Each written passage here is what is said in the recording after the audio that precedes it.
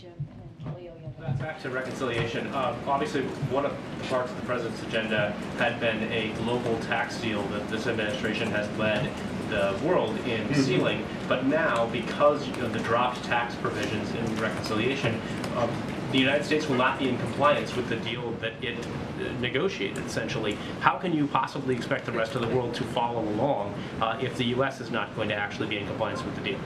So let me say a few things about that, kind of warming up to the answer, because I want to just give a little bit of a runway.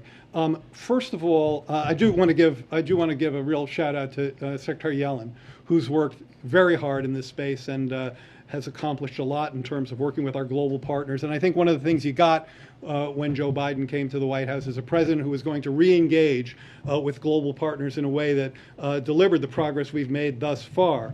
I also want to say something about this idea that has come up in some recent discussions that somehow increasing taxes leads to higher inflation. It's hard for me to even put the phrase together because I think it's really the other way. When you increase taxes, particularly on those particularly on those at the highest incomes. So you're not talking about people who are liquidity constrained, for whom inflation is nearly the problem that it is for middle or lower income people. When you're talking about tax increases for those at the top of the income scale, this is deficit reducing, and reducing the deficit is disinflationary, not inflationary. By the way, just a side note here.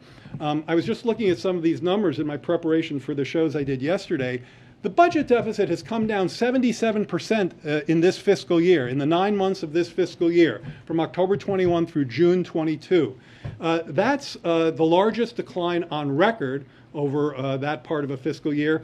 And I know some people say, well, that's all just spending coming off of the rescue plan. In fact, spending is down. Spending is down. I think I have these numbers right. Yeah, spending is down 18%. Receipts, tax receipts, are up 26%.